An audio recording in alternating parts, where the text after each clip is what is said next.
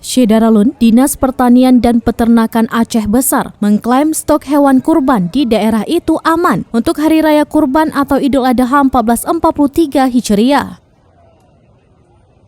Menurut dinas tersebut, jumlah hewan kurban Aceh Besar mencapai 5.000 ekor. Hingga kini, mereka yakin kebutuhan hewan kurban untuk warga Aceh Besar aman dan cukup. Dinas Pertanian dan Peternakan Aceh Besar menghimbau masyarakat agar saat membeli hewan kurban untuk tetap memperhatikan kesehatan hewan tersebut dan tidak membelinya dengan sembarangan. Kami memiliki dari data yang kami miliki, pendataan di lapangan langsung melalui petugas-petugas kami, stok daging mak megang saat ini sudah ada sekitar 2.500 ekor. Tentu saja berpengaruh karena PMK ini penularannya sangat cepat.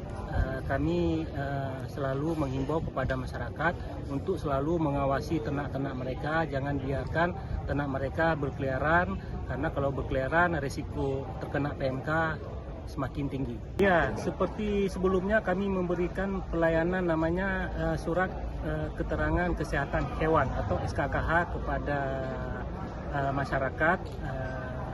Nanti akan datang petugas kami untuk memeriksa ternak tersebut sehat atau tidak sehat. Kalau sehat maka akan dikeluarkan sebuah surat yaitu SKKH.